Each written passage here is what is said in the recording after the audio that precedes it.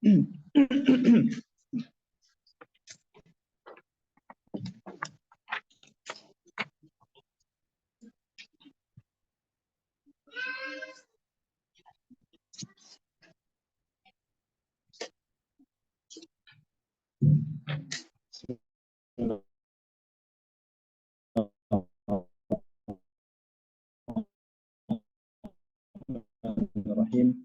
Alhamdulillahirabbil alamin wa sallallahu alaihi wa sahbihi wa mawala. Asyhadu an la ilaha illallah wahdahu la syarika lah wa asyhadu anna Muhammadan abduhu wa rasuluhu alladzi la nabiyya ba'dah. Wa sallallahu ala nabiyyina Muhammadin wa ala alihi wa sahbihi ajma'in. Amma ba'd. Alhamdulillah, pada pagi ini kita diberikan oleh Allah Subhanahu wa taala itu kenikmatan-kenikmatannya dan kenikmatan yang terbesar yang diberikan kepada kita semua, yakni nikmat iman juga nikmat Islam, sehingga kita semua bisa melaksanakan salah satu tugas kita sebagai seorang muslim dan muslimah, yaitu thalabul ilmi. Yang mana kita mengetahui bahwa menuntut ilmu itu merupakan kewajiban bagi setiap muslim. Tapi insyaallah di kesempatan hari ini kita akan bersama-sama membahas tentang pentingnya menghafal Al-Quran. Juga nanti mungkin ada beberapa sesi untuk kita bersama-sama praktek menghafal Quran. Ya, kita akan merasakan bagaimana mudahnya menghafal Al-Quran. Baik. Nah, sebelum itu semua, di sini kita akan menyampaikan beberapa hal terlebih dahulu. Di antaranya adalah mungkin motivasi atau keutamaan para penghafal Al-Quran. Dan kita juga mengetahui bahwa di antara kewajiban kita terhadap Al-Quranul Karim, itu hak-hak Al-Quran, di antaranya adalah kita mendengarkan Al-Quran, mendengarkan bacaan Al-Quran, yaitu Al-Qira'ah, membaca, kemudian Al-Hifadh, menghafalkan, Al-Fahmu, memahami, At-Tadabbur, juga mentadaburi ayat-ayatnya, dan yang terakhir adalah mengamalkan. Juga Al-Imam Al-Bukhari rahimahullah ta'ala, beliau menyebutkan di antaranya adalah berobat dengan Al-Quran. Dan itu semua kita jangan sampai melalaikannya, karena Allah Subhanahu wa ta'ala mengancam kepada orang-orang yang menjadikan Al-Quran ini atau yang melalaikan Al-Quran ini, baik dari mendengar, dari membaca, menghafal, berobat dengannya, mentadabbur, mengamalkan, berhukum dengannya. Ya. Qala Rasul, sebagaimana yang dikatakan, inna qaumi ittakhadhu hadzal Qur'ana mahjura. Disebutkan di dalam Al-Quran bahwa Nabi pernah mengadukan bahwa kepada Allah Subhanahu wa ta'ala, sungguhnya kaumku, ya, inna qaumi ittakhadhu hadzal Qur'ana mahjura, menjadikan Al-Quran ini mahjura, ditinggalkan, dilalaikan, diabaikan. Apa itu mahjura? Imam Ibnu Qayyim menyebutkan yaitu meninggalkan dari mendengarnya, mengamalkannya, ya, kemudian juga berhukum dengan Al-Quran, membacanya, termasuk berobat dengan Al-Quran. Maka itu hal-hal yang wajib yang harus kita ketahui terlebih dahulu. Tetapi inti daripada Al-Quranul Karim yang diturunkan oleh Allah Subhanahu wa ta'ala kepada Nabi kita Nabi Muhammad sallallahu alaihi wasallam, itu intinya adalah untuk ditadabbur. Ya, itu intinya. Dan hal-hal yang menuju untuk tadabbur di antara membaca, mendengar, al-hifaz itu menghafal, itu semuanya adalah wasilah tadabbur, dan juga nanti bisa kita amalkan. Sebagaimana di dalam Al-Quran dikatakan, kitabun anzalnahu ilaika mubarakun liyadabbaru ayati. Yaitu Al-Quran kami turunkan kepadamu wahai Muhammad, mubarakun yang penuh berkah, liyadabbaru ayati, agar ditadaburi ayat-ayatnya. Makanya para ulama mengatakan, sebagaimana perkataannya Imam Ibnu Taimiyah rahimahullah taala, beliau mengatakan wal matlub minal Quran, yang diminta dari Al-Quran itu intinya adalah memahami wal amal bih, yaitu memahami makna-maknanya, juga mengamalkan apa yang kita pahami tersebut.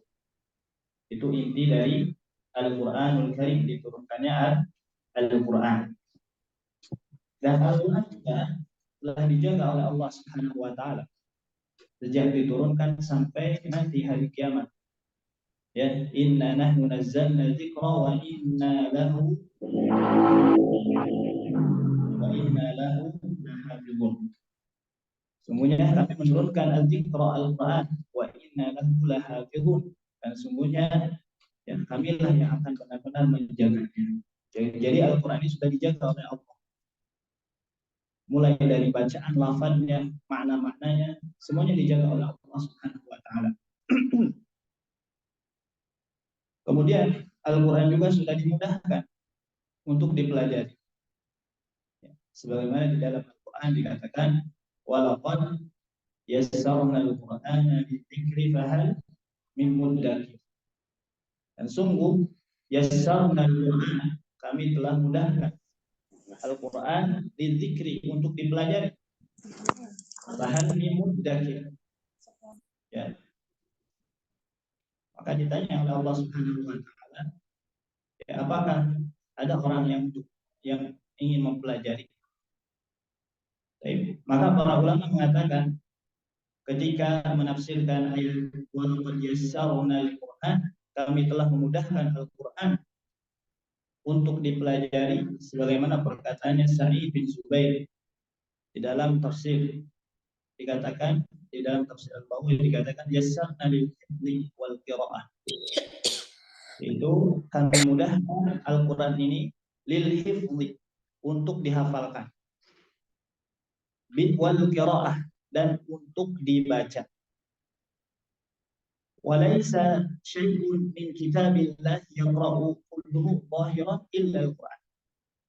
Dan tidak ada satu kitab pun ya dibaca seluruhnya secara zahir, keseluruhan, kecuali hanya Al-Quran saja. Jadi kita pahami bahwa Al-Quran ini dari zaman dulu sampai sekarang dibacakan, bahkan dihafalkan, meskipun orang tersebut tidak paham apa yang dibacanya. Dan orang yang tidak paham juga membacanya tetap diberikan pahala oleh Allah Subhanahu wa taala. Ini diantara keutamaan Al-Quran.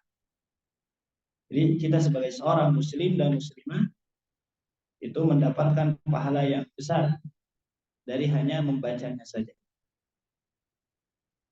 Kemudian juga para ulama yang lain, sebagaimana perkataannya Imam As-Sudi di dalam tafsir, dikatakan ketika menafsirkan walaqad yassarna al-Quran, beliau mengatakan yassarna tilawatahu 'alal alsun. Itu kami mudahkan untuk membacanya ya, pada lisan-lisan. Jadi dimudahkan untuk dibaca oleh kita semua. Kemudian juga perkataan Imam Ad-Dhahhak dari Imam Ibnu Abbas radhiyallahu anhu, laula anna Allah yassarahu ala lisanil adamiyyin mastata'a ahadun minal khalqi bi kalamillahi. Kata Imam Ad-Dhahhak, dikatakan kalaulah ya Allah Subhanahu wa taala ya memudahkan Al-Quran ini untuk dipelajari bagi lisan-lisan manusia, maka tidak akan ada seorang pun dari makhluk Allah Subhanahu wa taala bisa membaca Al-Qur'anul Karim. Ya, artinya Al-Qur'an ini sudah dimudahkan untuk dipahami, dipelajari, ya, dibaca, juga dihafal. Semua orang bisa membacanya. Semua kalangan orang bisa mempelajarinya, bisa menghafalnya.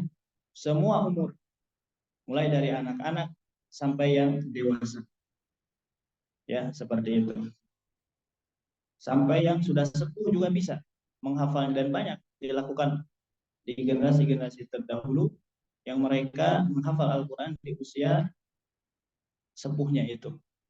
Seperti itu. Jadi tidak ada yang tidak mungkin ketika kita memang benar-benar bersungguh-sungguh, ya, berazam, bertekad kuat untuk mempelajari Al-Quranul Karim, agar kita tidak termasuk orang-orang yang menghajar Al-Quran. Nauzubillah min dzalik. Baik. Nah, di dalam makalah di sini, ya, disampaikan ada beberapa hal-hal, ya, tentang keutamaan menghafal Al-Quran, ya, yang kita ambil dari beberapa kitab. Di antaranya kita satu, ya, pembahasan tersebut dari kitab Al-Hifdhu Al-Muyassar. Ya. Di sana nanti di mukadimahnya dijelaskan tentang pentingnya menghafal Al-Quran, kemudian juga apa itu Ahlul Quran, Sahibul Quran, kemudian tujuan Al-Quran diturunkan, sampai metodenya, ya, metode cara menghafal. Baik. Yang pertama itu tentang pentingnya menghafal Al-Quran, ya, dan diharapkan kita semua ketika mendengar hadis-hadis tersebut lebih termotivasi lagi nanti ke depannya untuk mempelajari Al-Quranul Karim, dan juga bisa diistiqomahkan di dalam mempelajari Al-Quran. Yang sudah belajar mudah-mudahan diberikan keistiqomahan, dan orang yang belum belajar mudah-mudahan ada kemauan untuk mempelajari Al-Quran tersebut. Tapi yang pertama,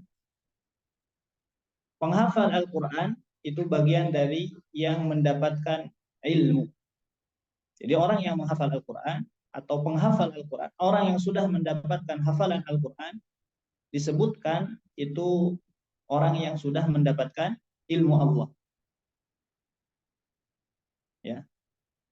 Apa dalilnya? Di sini disebutkan bal huwa ayatun bayyinatun fi suduril ladzina utul ilma. Nah, di sini ada kata-kata utul ilma. Jadi Al-Qur'an itu ayat-ayat yang jelas fi suduril ladzina utul ilma, yang berada di dalam hati-hati orang-orang yang diberikan ilmu. Nah, di sini ada ungkapan suduril ladzi, sudur itu dada. Maksudnya adalah hafalan, yang berada di dalam hafalan orang-orang yang diberikan ilmu. Dan disifati orang yang hafal Al-Quran ini yaitu orang-orang, termasuk orang-orang yang diberikan ilmu Allah Subhanahu wa ta'ala. Dan kita paham, kita juga sudah mengetahui bahwa Al-Quran ini sejak zaman Nabi dijaga melalui dua hal. Melalui maktubatan, tulisan, dan yang kedua adalah mantukon, yaitu secara talaqiyan, secara talaqi. Maktubatan, tulisan, itu Al-Quran ditulis sejak zaman Nabi, ya, oleh para sahabat. Bahkan Nabi memerintahkan kepada para sahabat, ya, tulislah Al-Quran, ya, dan memerintahkan juga kepada para sahabat untuk menghapus selain Al-Quran. Ya, barang siapa yang menulis selain Al-Quran, kata Nabi, falyamhu, maka hapus. Yang disuruh ditulis itu hanya Al-Quran saja di zaman Nabi oleh para sahabat. Itu secara tulisan sampai turun terus ke generasi-generasi berikutnya, sampai sekarang kita bisa menikmati tulisan Al-Quran. Ya. Kemudian Al-Quran itu dijaga melalui mantukon, ya, suara talaqian. Jadi talaqikan oleh Nabi kepada para sahabat kepada para tabi'in, tabi'ut tabi'in, sampai kepada kita semua. Dan mereka para sahabat zaman dahulu, mereka menghafalkan Al-Qur'an. Ya, ditalakikan melalui hafalannya. Ya, ditalkinkan. Nah, maka disebutkan di dalam poin yang pertama ini bahwa penghafal Al-Qur'an ini termasuk orang-orang yang diberikan ilmu Allah Subhanahu wa taala. Kemudian yang kedua, penghafal Al-Qur'an itu termasuk bagian daripada keluarga Allah, ya. Karena dicintai oleh Allah Subhanahu wa taala. Maka kata para ulama, mereka orang-orang yang hafal Al-Qur'an itu adalah termasuk keluarga Allah. Ya, maksudnya apa? Mereka itu wali-wali Allah Subhanahu wa taala yang Allah cintai, ya, kepada orang-orang tersebut, kepada ahli-ahli Al-Qur'an. Dan ini para ulama menjelaskan hadis tersebut, menjelaskan tentang keutamaan menghafal Al-Qur'an, ya, juga membacanya. Di sini dikatakan inna lillahi ahlina minan nasi qalu ya Rasulullah man hum qala hum ahlul Qur'an ahlullahi wa khassatuh. Disebutkan di sini di dalam hadis tersebut bahwa sungguhnya di antara manusia itu ada yang menjadi ahlullah, keluarga Allah. Qalu, maka ditanyakan oleh para sahabat, ya Rasulullah man hum, siapa mereka? Mereka adalah ahlul Quran. Mereka adalah ahlul Quran. Nah, nanti dijelaskan ya, siapa itu ahlul Quran. Ya, ahlul Quran ini yaitu orang-orang yang dekat dengan Al-Quran. Dia membacanya, menghafalnya, yang menunaikan hak-haknya terhadap Al-Quranul Karim. Sampai bisa mengamalkannya, mentadaburinya. Itu disebut ahlul Quran. Jadi oleh para ulama, ahlul Quran ini bukan hanya sekedar orang yang menghafal saja, bukan hanya orang yang membaca saja, tapi sampai benar-benar dia mengamalkan, mentadaburi ayat-ayat tersebut. Maka itu disebut ahlul Quran. Maka disebutkan ahlullahi wa khassatuh. Ya. Mereka itu orang-orang yang dekat, dicintai oleh Allah Subhanahu wa taala. Oleh para ulama dijelaskan ahlullah, auliya Allah, itu wali Allah Subhanahu wa taala yang Allah cinta kepadanya, wa khassatuh, dan Allah istimewakan di sisinya. Ini bagi para penghafal Al-Qur'an. Bahkan ada yang menarik, ya. Sebagaimana Syekh Al-Utsaimin pernah menjelaskan tentang keutamaan menghafal Al-Qur'an. Orang yang hafal Al-Qur'an ini, kata Syekh Al-Utsaimin rahimahullahu taala, hafizahullahu taala, beliau mengatakan ini adalah orang yang menghafal Al-Qur'an ini akan orang yang sedang menempuh jalan kepada surga Allah Subhanahu wa taala. Dan beliau menyampaikan satu hadis, man salaka tariqan yaltamisu fihi ilman sahalallahu lahu bihi tariqan ilal jannah. Ya. Nah, hadis tersebut masuk kita sebagai para penghafal Al-Qur'an, pembaca Al-Qur'an, yang belajar Al-Qur'an, menghafal Al-Qur'an, ya, setiap hari, kemudian menyetorkan, belajar susah payah. Nah, ini termasuk orang-orang yang menuju surga Allah Subhanahu wa taala, dan akan dimudahkan oleh Allah Subhanahu wa taala untuk menuju surga Allah. Sahalallahu lahu bihi tariqan ilal jannah. Baik. Kemudian yang ketiga, di antara pentingnya kita menghafal Al-Quran atau keutamaan para penghafal Al-Quran, ini disebutkan penghafal Al-Quran ini akan naik ke derajat yang tinggi di surga Allah. Ya, akan naik ke derajat yang tinggi di sisi Allah Subhanahu wa taala. Yuqalu li sahibil Quran.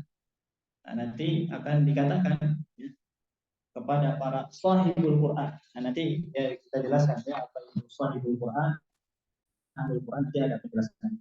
Iqra wartaqi warattil, iqra wartaqi warattil kama kunta turattilu fid dunya fa inna manzilataka inda akhiri ayatin taqra'uha. Maka nanti di akhirat akan dikatakan kepada para sahibul Quran, para sahibul Quran, iqra, bacalah, wartaqi, naiklah, warattil, tartilkanlah, kama kunta turattilu fid dunya, sebagaimana engkau mentartilkan bacanya di dunia. Fa inna manzilataka inda akhiri ayatin taqra'uha, karena kedudukanmu ya inda akhiri ayatin itu berada pada akhir ayat yang engkau baca. Ini kata para ulama, ini dikhususkan untuk para penghafal Quran. Dikhususkan untuk para penghafal Al-Quran. Sebagaimana perkataannya Imam Ibnu Hajar Al-Haytami.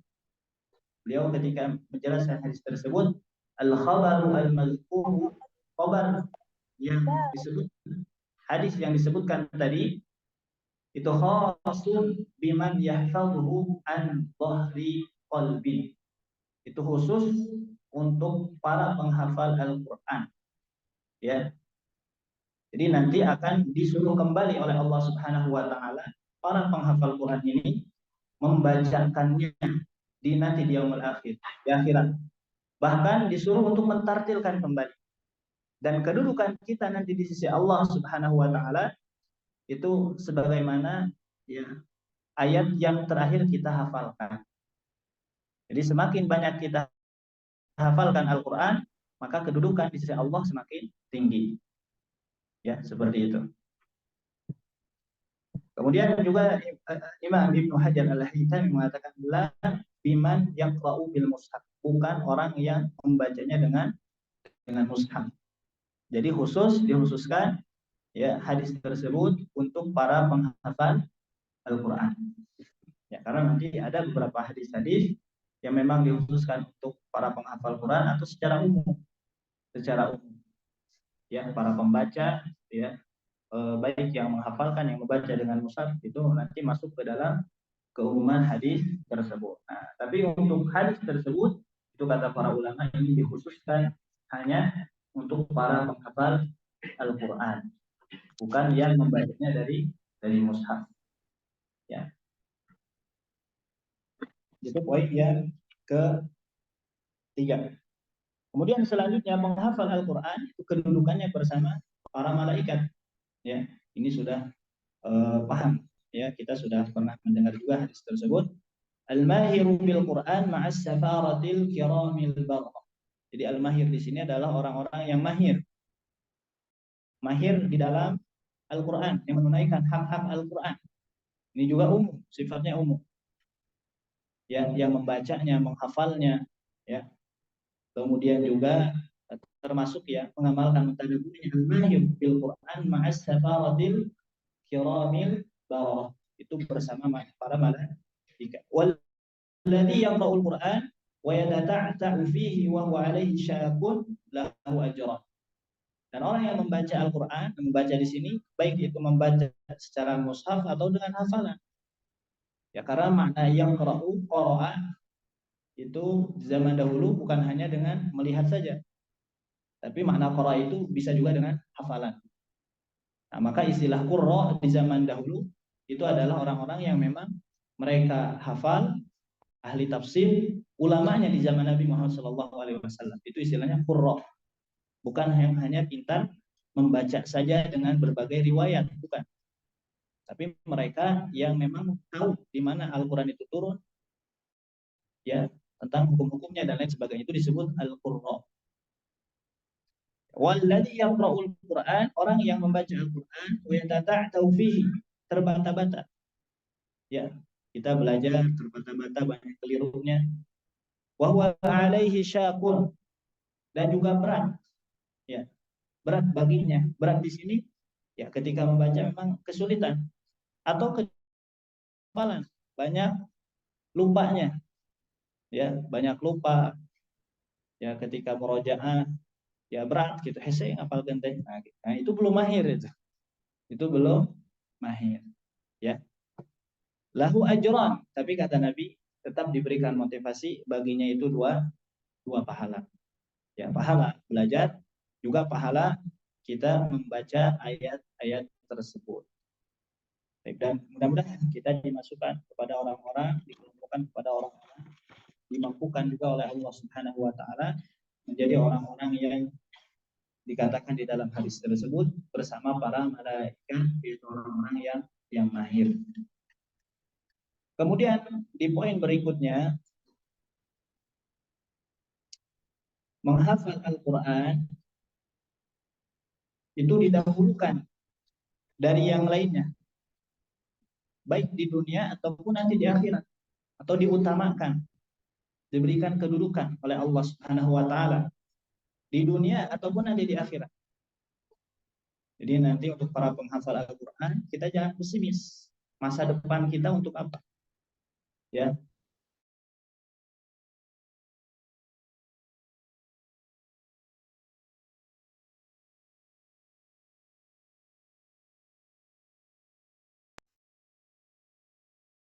Di dunia ataupun di akhirat. Kita akan bahas bersama-sama ya.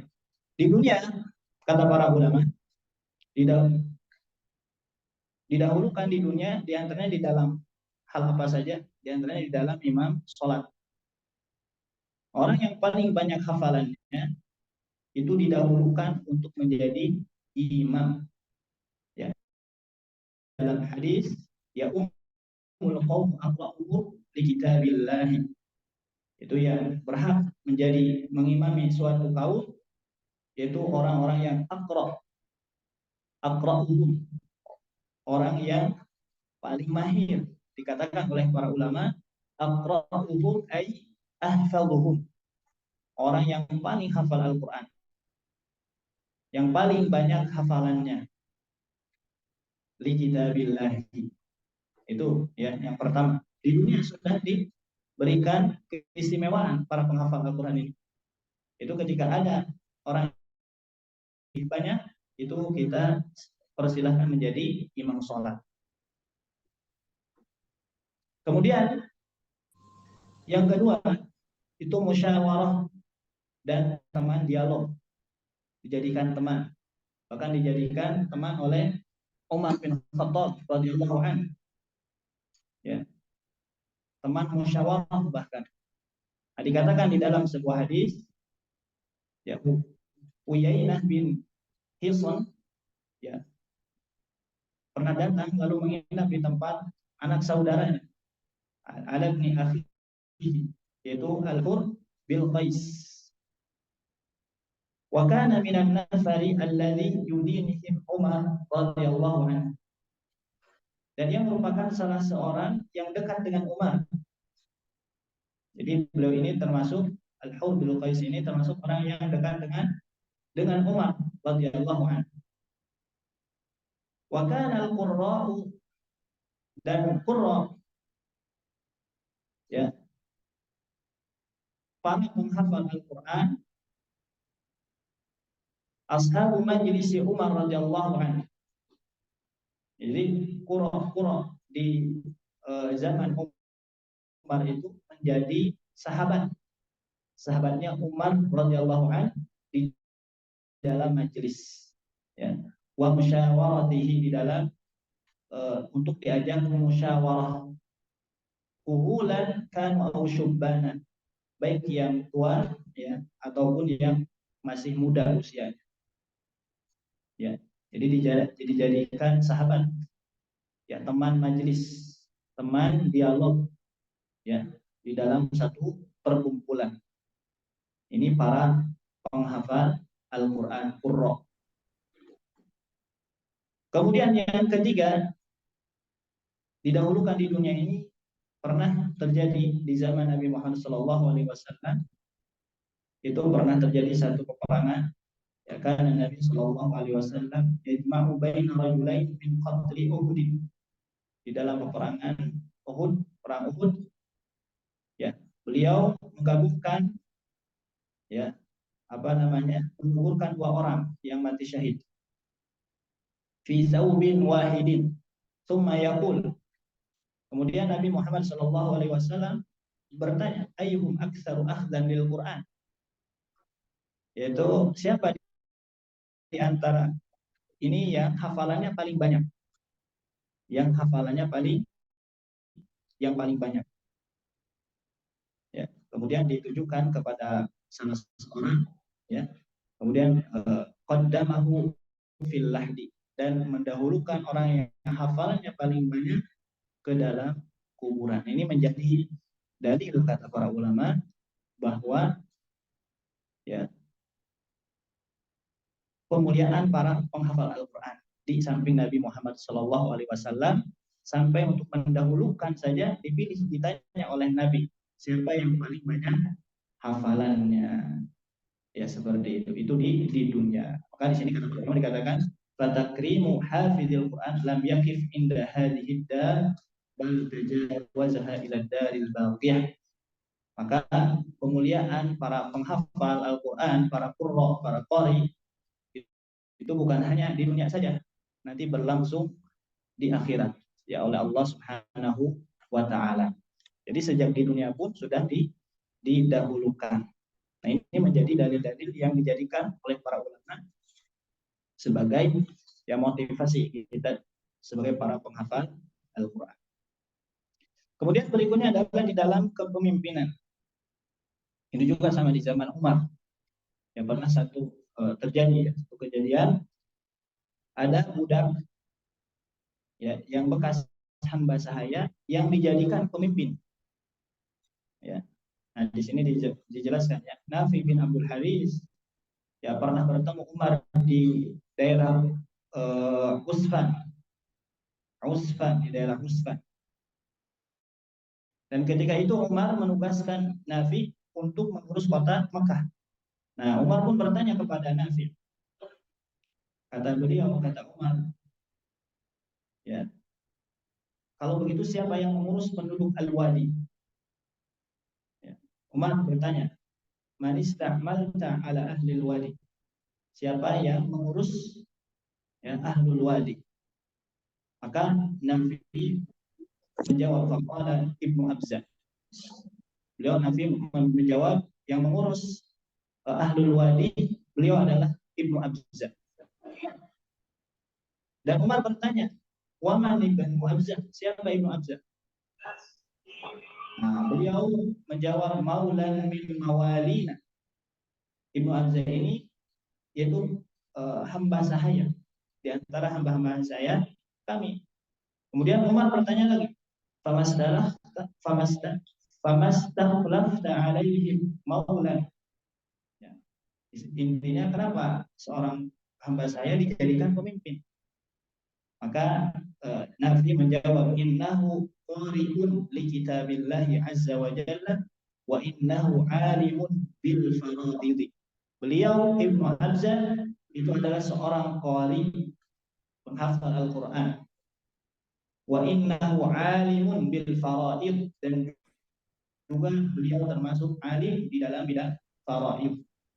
Maka di sini sudah jelas ya, ilmu itu akan mengangkat derajat seseorang di dunia.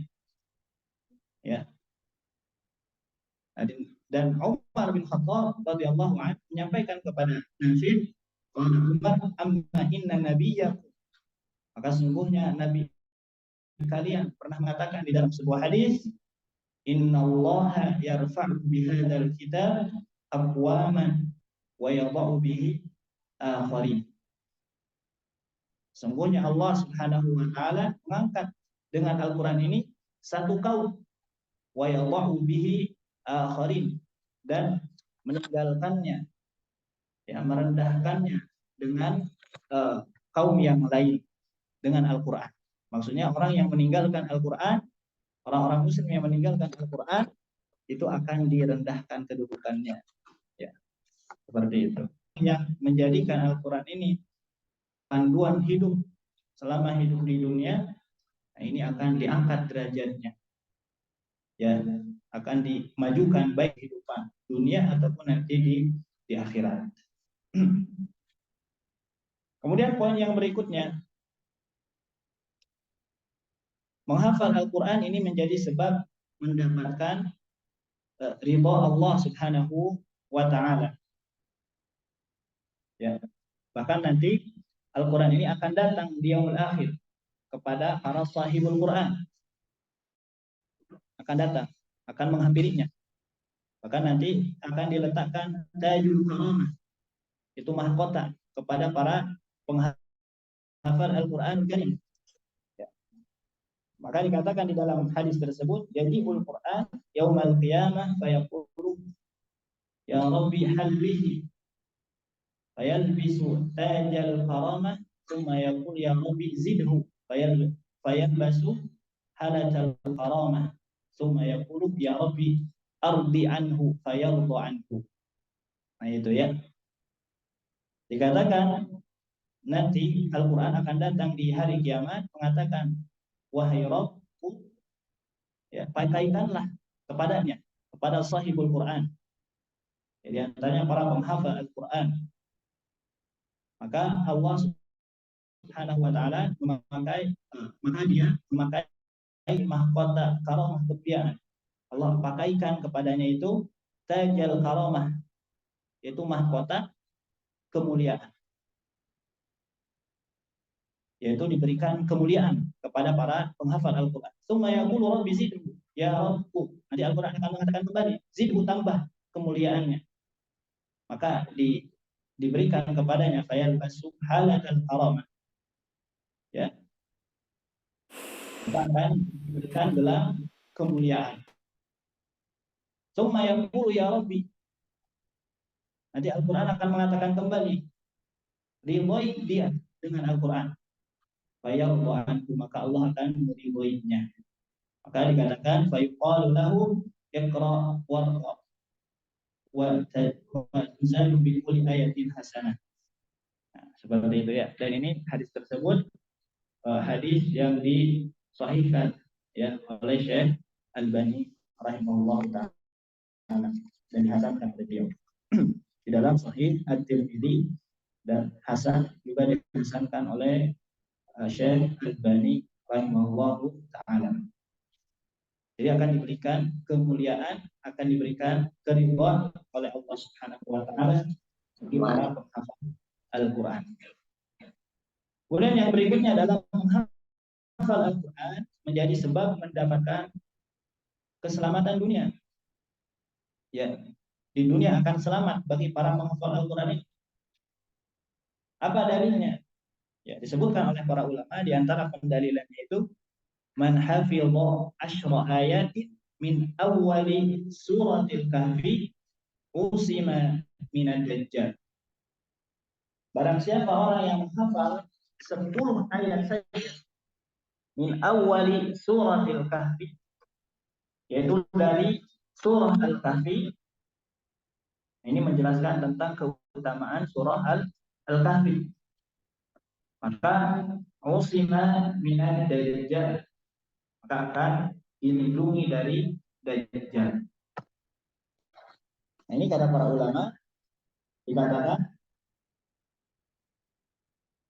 فإذا كان النجاة من أكبر فتنة على ظهر الأرض ألا وهي فتنة الدجال سقط حفظ 10 آيات من أول سورة الكهف فكيف بمن حفظ القرآن كله.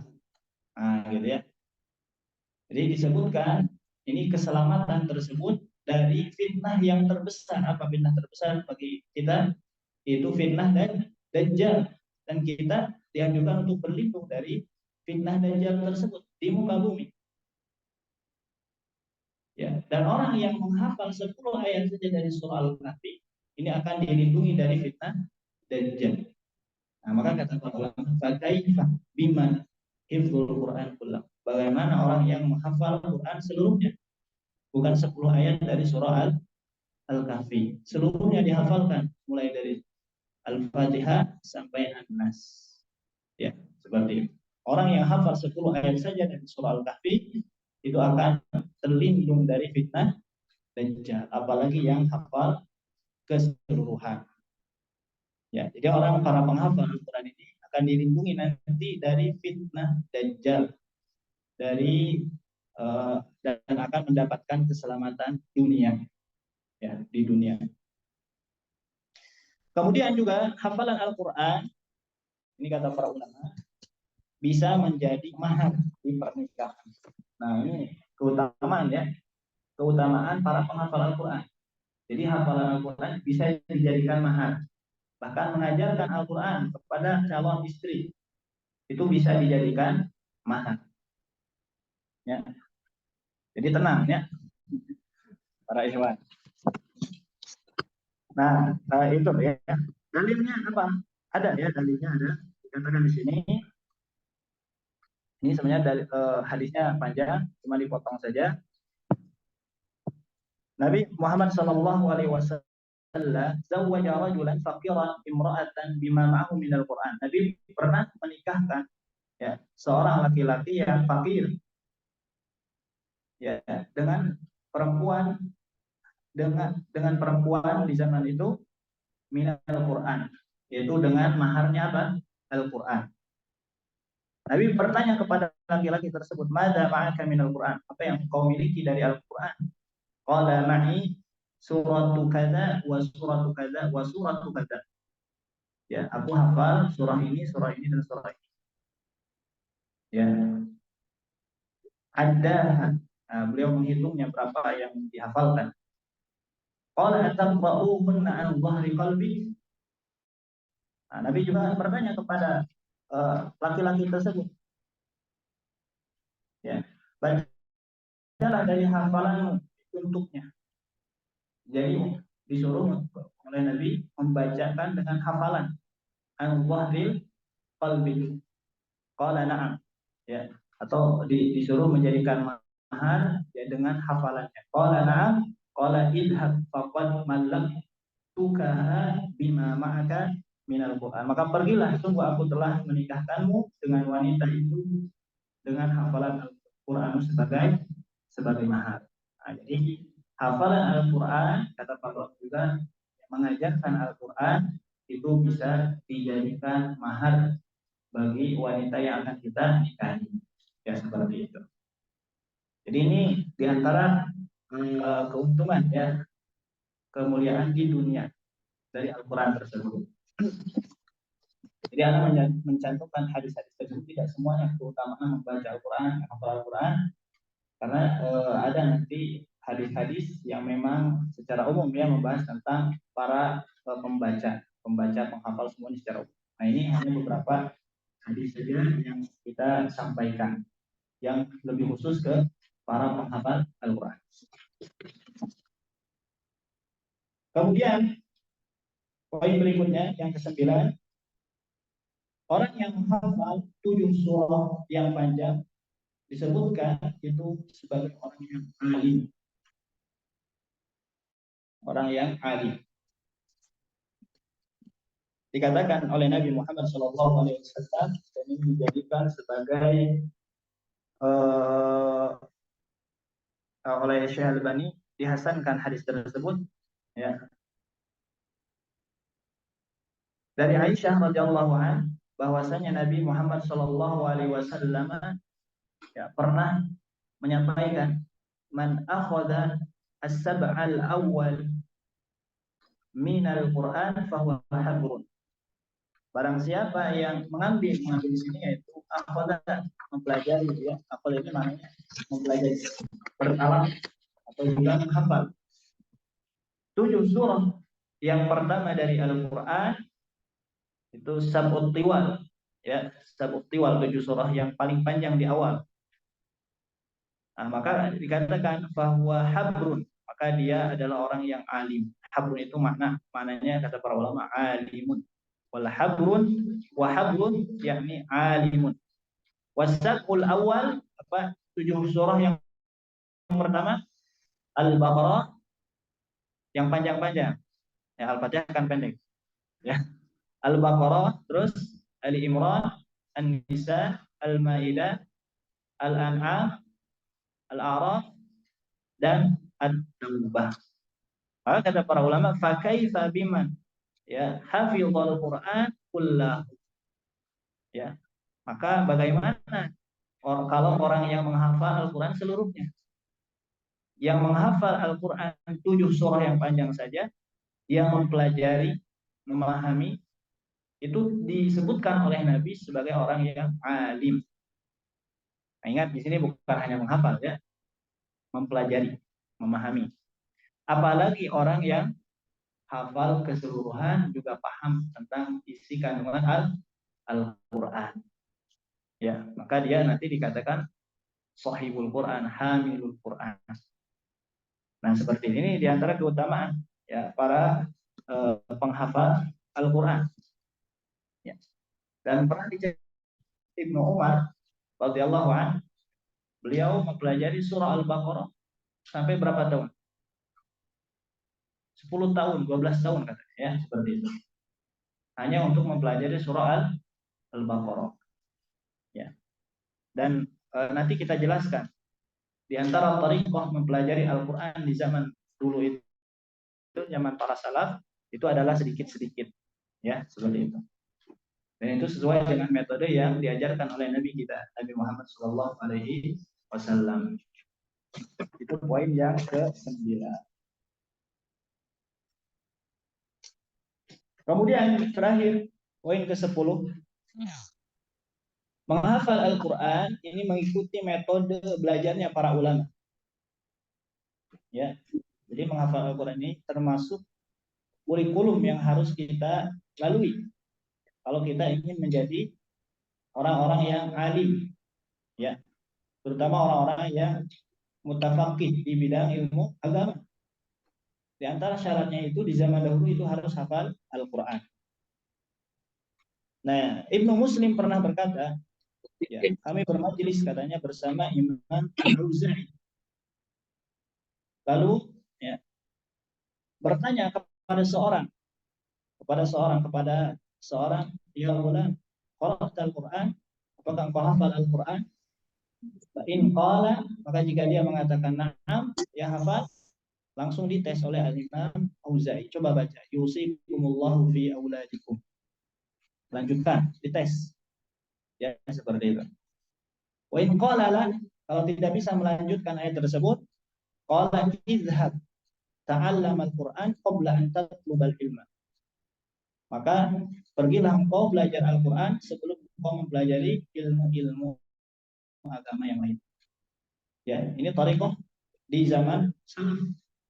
Ya, mereka sebelum belajar ilmu yang lain untuk melalui hafalan Al-Quran terlebih dahulu. Ya, seperti itu. Tapi menghafal Al-Quran ini tidak wajib bagi seluruh kaum muslimin. Ya, perlu kita pahami. Tidak wajib fardu ain, tidak. Yang nanti dijelaskan oleh para ulama hukum menghafal Al-Quran. Kemudian Al-Khatib Al-Baghdadi pernah berkata, yanbaghi lit-talibi an yabda'a bi hifdhi kitabillahi azza wa jalla idh kana ya ajalla al-ulum wa ulaha bis-sadqi wat taqdim. Jadi selayaknya wajib bagi para penuntut ilmu untuk mengawali ya pelajaran itu dengan menghafal Al-Qur'anul Karim. Karena menghafal Al-Qur'an itu termasuk ilmu yang paling penting ya. Wa ulaha bis-sabqi wat taqdim, dan yang utama adalah dengan kita mendahulukan hafalan Al-Qur'an tersebut. Ya, dari belajar ilmu-ilmu yang lain. Kemudian berkata Imam Asy-Syafi'i rahimahullahu taala, hafizul Qur'an wa ana ibnu sab'i sinin. Ya, aku hafal Al-Qur'an dan pada waktu itu aku berumur 7 tahun. Imam Syafi'i ini beliau termasuk ulama yang cerdas ya. Dan beliau hafal Al-Qur'an itu di usia 7 tahun.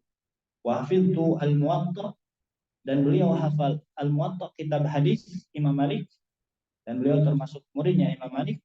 Bahkan ketika datang kepada Imam Malik, ya ingin belajar kepada beliau, diuji terlebih dahulu oleh Imam Malik untuk membacakan kitabnya Al-Muwatta, dan Imam Syafi'i ternyata sudah hafal Al-Muwatta dari awal sampai akhir.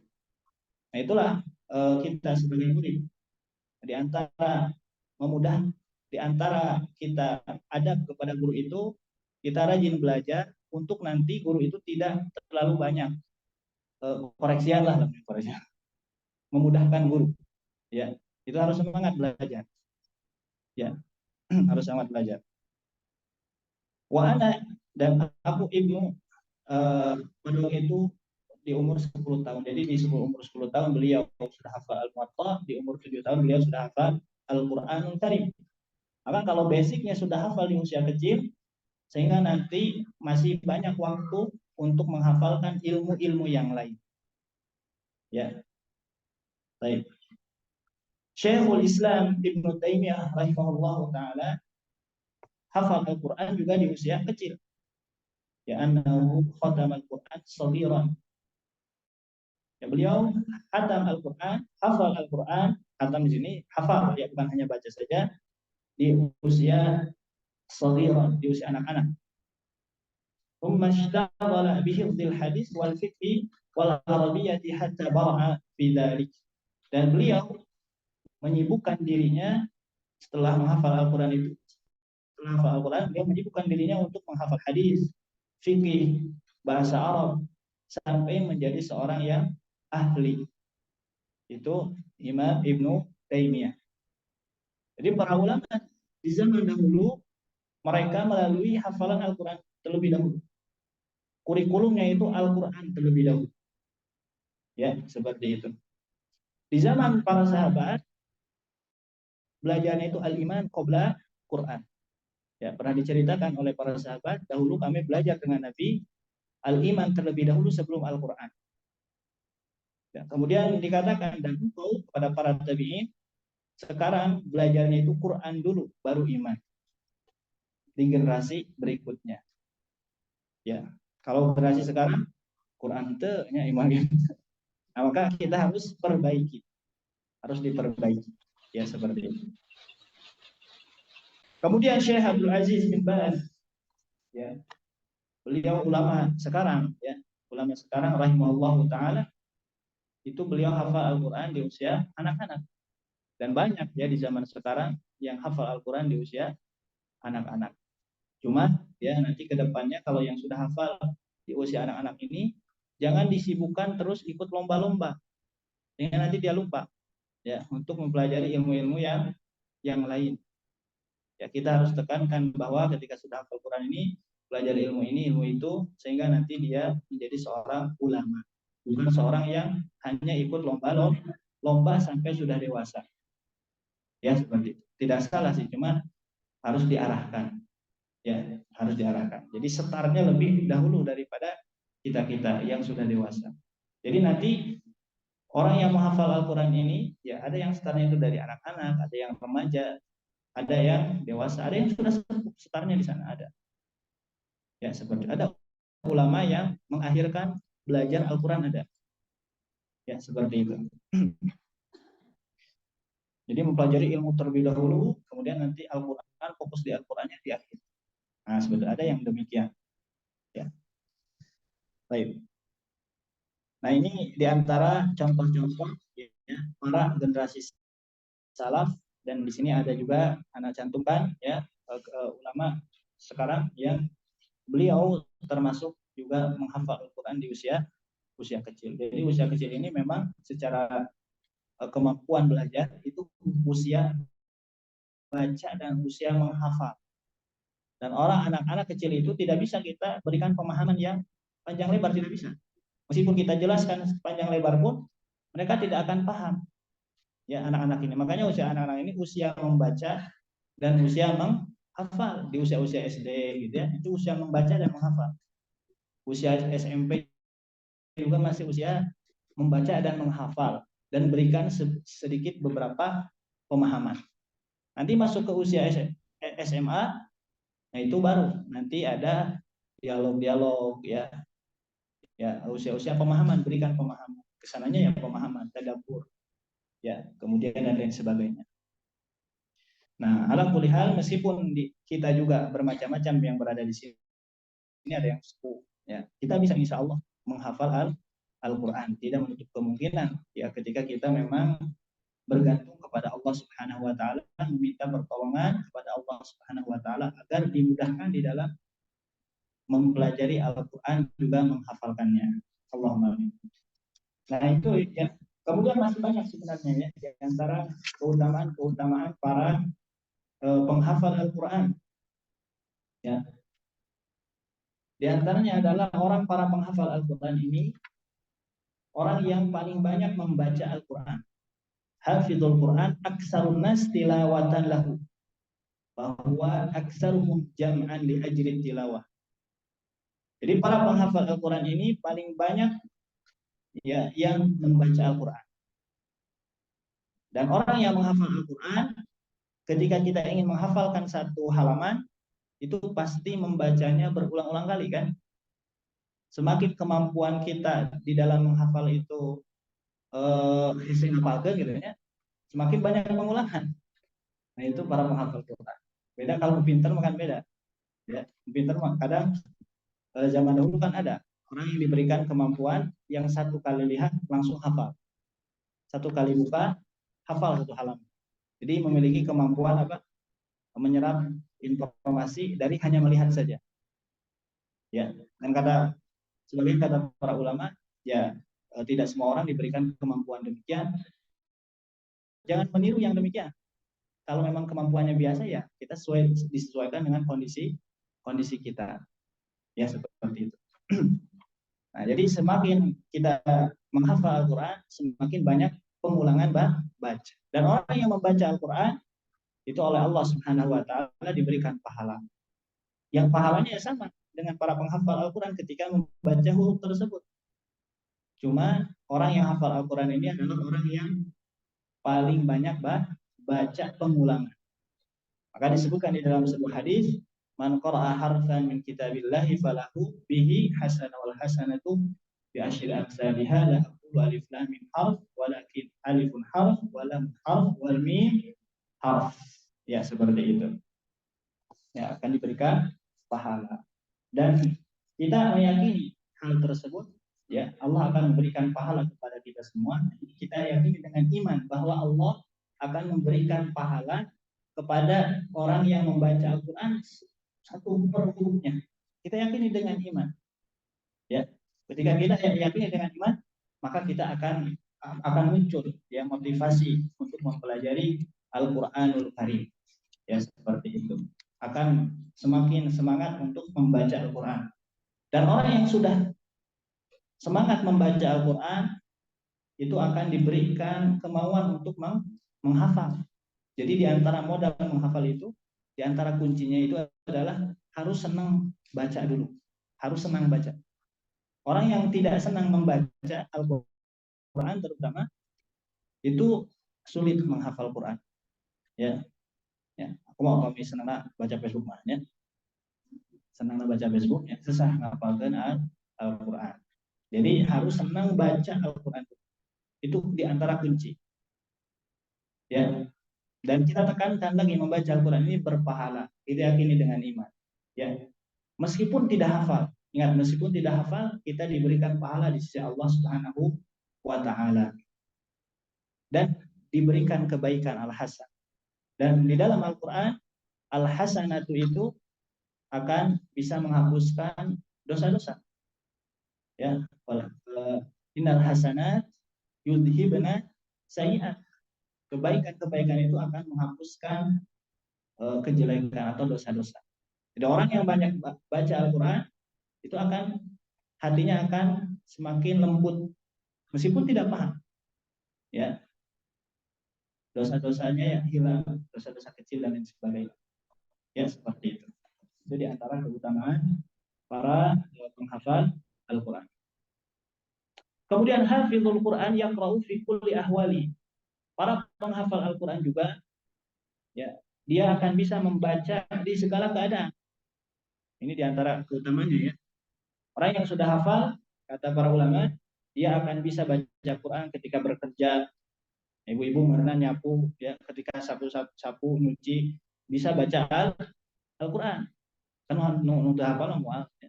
Kedah ningali Al-Quran. Ketika berkendara, diantara yang Nabi contohkan kepada kita semua, beliau itu ketika berkendara sering baca Quran. Ketika safar, ya kalau sekarang ketika nunggu di lampu merah, batur ma'ahulam ulama baca Quran, ya seperti itu. Ya. Di mana saja para penghafal Al-Quran ini bisa menghadirkan hafalannya, bisa menghadirkan Qurannya, ya di dalam hati. Kemudian hafizul Quran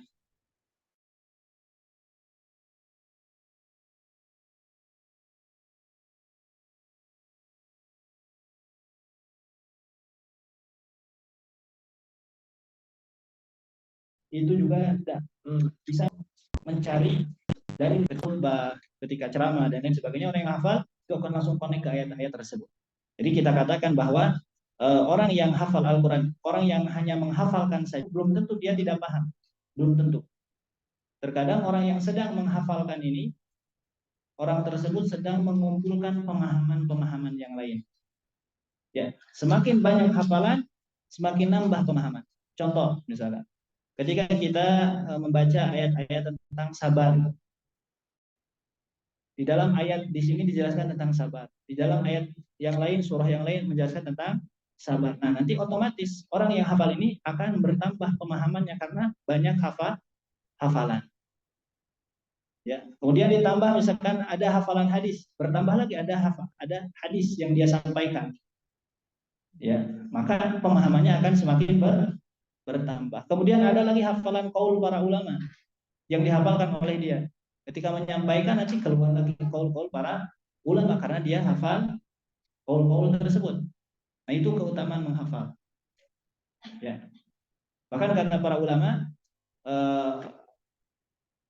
materi yang dihafalkan itu lebih bermanfaat daripada yang tidak dihafalkan. Ya, seperti itu. Daripada yang tidak dihafalkan. Baik. Kemudian berikutnya, ini di antara pengalaman ya, manfaat menghafal Al-Qur'an itu bisa membantu proses belajar. Dan ini pernah dijelaskan oleh Syekh Al-Utsaimin ya.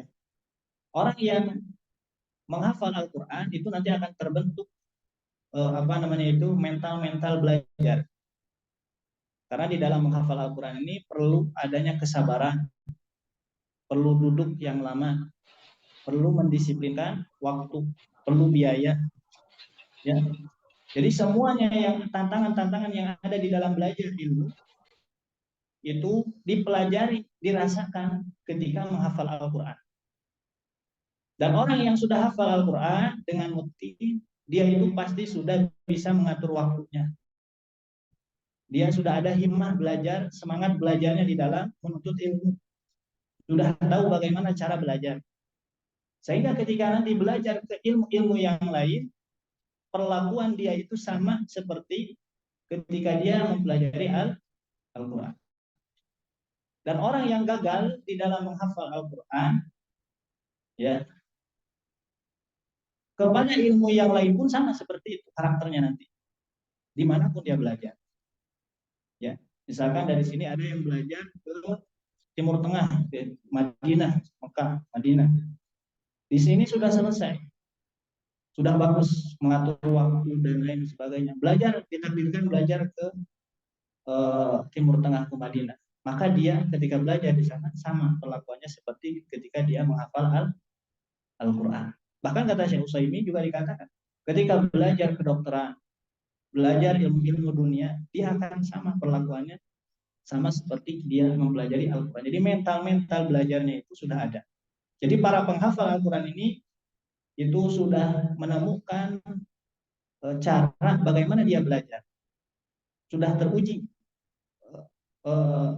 mentalnya ketika belajar. Yang berbeda dengan orang yang tidak menghafal Al-Quran. Ya, seperti itu. Itu diantara keutamaan-keutamaan yang lain. Makanya para menghafal Al-Quran itu, insya Allah ya, dia itu bukan orang-orang yang malas ya, mereka. Ya, mereka termasuk orang-orang yang rajin, punya semangat, punya target. Ya, seperti itu. Dan bukan orang-orang yang putus asa menatap masa depan, tidak. Ya, seperti itu. Apalagi di zaman sekarang ini ada yang mengatakan bahwa kurikulum menghafal itu harus dihilangkan, jangan dihafal aja. Ada yang mengatakan demikian ya.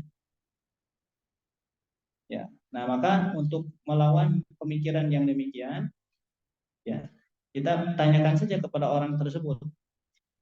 Ya, dia bicara dengan apa? Dengan hafalan, dengan buku. Nah, seperti itu ya. Dia bisa ngomong, bisa berbicara, bisa muhadasa, bisa menjelaskan sesuatu. Itu kan dengan hafalan, bukan dengan buku. Ya, seperti. Jadi menghafal itu penting bagi kurikulum, bukan tidak penting. Ya, seperti itu. Cuma nanti waktunya, ya, di mana difokuskan dihafal, ya, porsinya berapa persen. Nah, seperti itu ya. Nah, itu mungkin ya beberapa hal yang kita sampaikan tentang keutamaan menghafal Al-Qur'an. Ya, masih banyak sebenarnya hadis-hadis yang lain, ya, tapi itu Anda cantumkan di dalam keutamaan membaca Al-Qur'an, ya. Baik. Kemudian selanjutnya kita akan mendekati metode para ulama di dalam menghafal. Nah, setelah itu nanti kalau sudah selesai, nah nanti kita akan praktek ya, akan praktek menghafal. Siap, insyaallah. Praktek menghafal. Bawa mushaf, bawa ya insyaallah. Nanti insyaallah dikasih hadiah dari panitia ya. Baik. Hadiahnya pahala ya insyaallah ya. Baik. Kita lanjut ke metode menghafal Al-Qur'an. Nah, bagaimana kita metode menghafal Al-Qur'an? Apakah metode 5 menit hafal 1 lembar atau gimana gitu ya?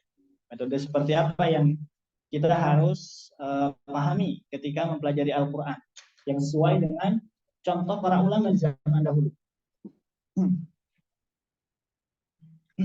Ada metode banyak ya, metode-metode banyak.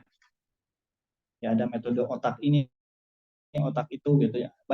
Banyak metode menghafal di zaman sekarang. Tapi intinya sama saja, menghafal itu yang pertama mulai oleh telah itu menghafalkan ya. Jangan terus pelatihan metode tapi tidak mulai menghafal, tidak milih guru gitu ya, seperti itu. Jadi metode terbaiknya itu memulai terlebih dahulu, punya azam, punya kemauan untuk belajar untuk menghafalkan Al-Qur'an ya, seperti itu.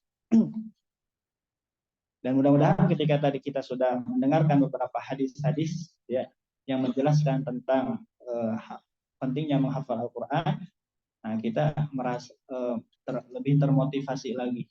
Termotivasinya bukan karena dunia, tapi karena memang menghafal Al-Qur'an ini banyak keutamaannya ya, seperti itu. Apa metode menghafal Al-Qur'an dijelaskan oleh Imam Asy-Syafi'i rahimahullahu taala. Kata beliau, wa'lam bi anna al-Qur'an al-aziz yuqra'u lit-ta'allum fal wajib lit-taqlid wa takrir.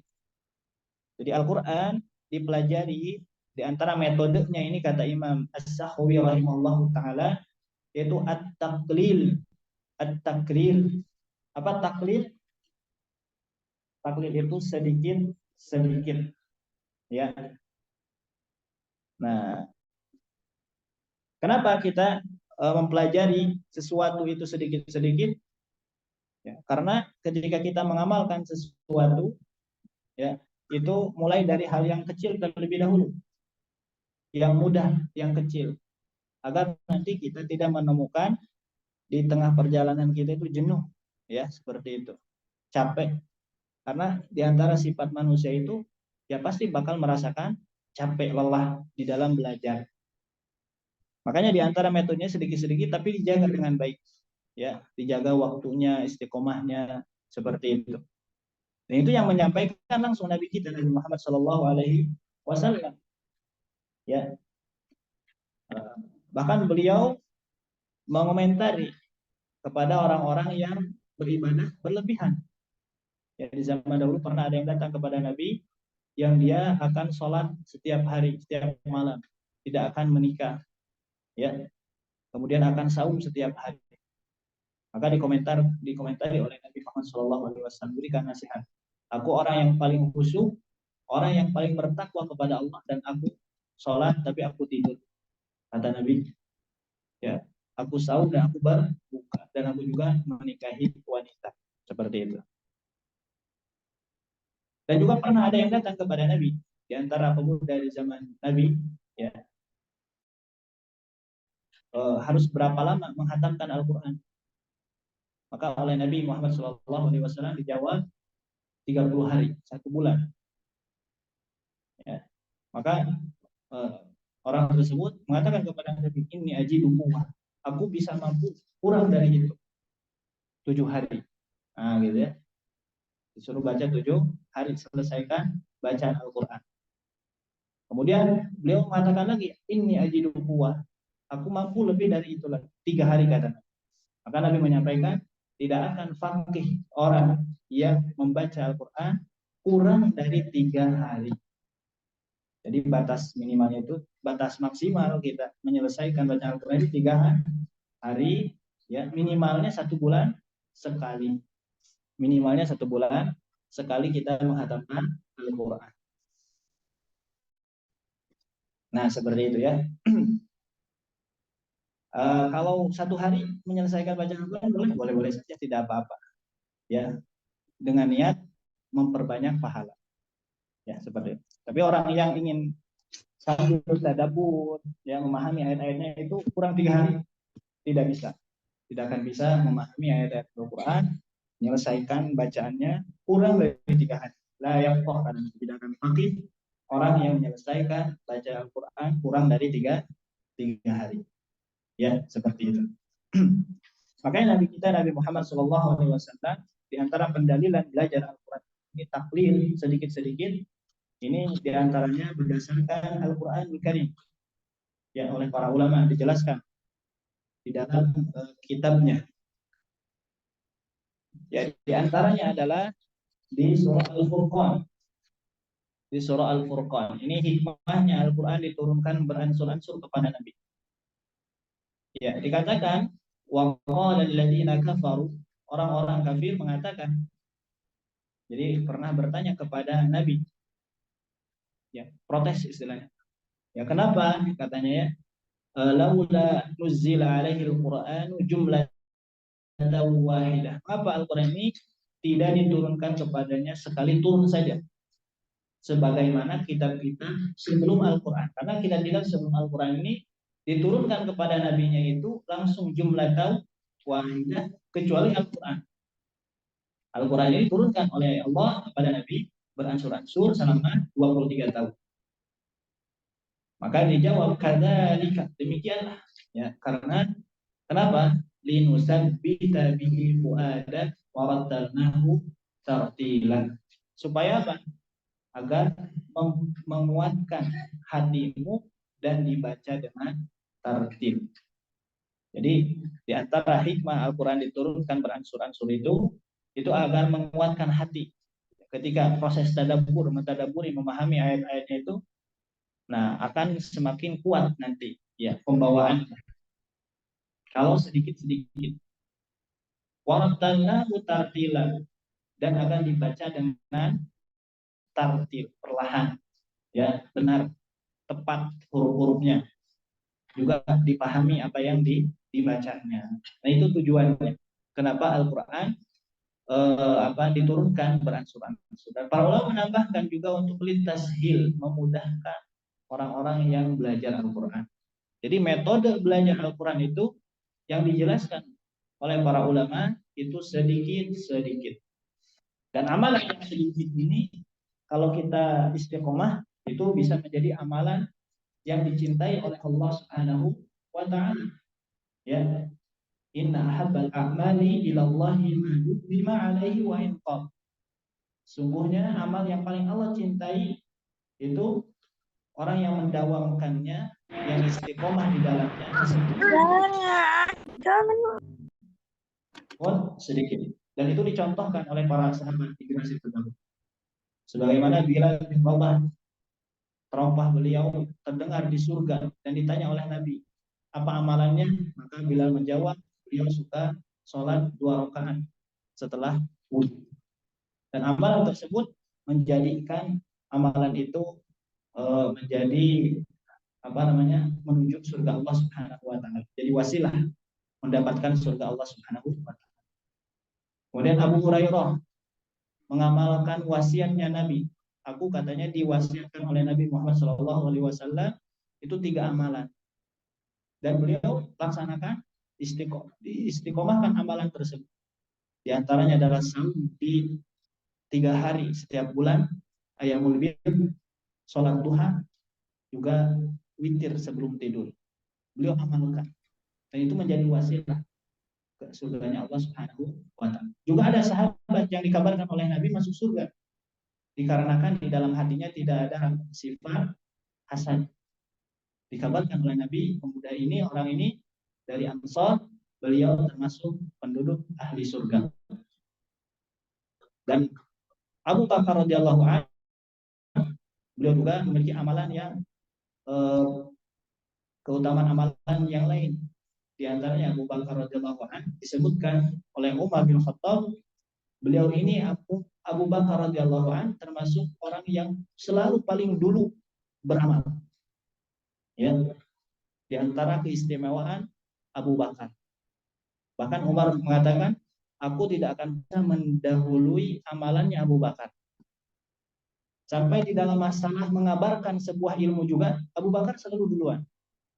Karena satu terjadi kejadian, Nabi, Abu Bakar, dan Umar berjalan melewati Abdullah bin Mas'ud. Dan Abdullah bin Mas'ud pada itu sedang membaca Al-Quran, kemudian dikatakan oleh Nabi, barang siapa yang ingin, katanya ya, belajar sesegar Al-Quran itu turun kepada Nabi, maka belajarlah kepada Abdullah bin Mas'ud. Maka kabar itu dikabarkan oleh Umar bin Khattab kepada Abdullah bin Mas'ud, tapi ternyata Abu Bakar lebih dahulu mengabari Abdullah bin Mas'ud tentang kabar dari Nabi tersebut. Seperti itu. Bahkan pernah ditanya lagi oleh Nabi kepada para sahabat yang lain. Ya. Siapa yang paling dulu, siapa yang pada hari ini man asbaha fil yaumi shaiman? Siapa yang pada hari ini sahur? Ana ya Rasulullah. Abu Bakar menjawab. Siapa yang pada hari ini mensolati jenazah?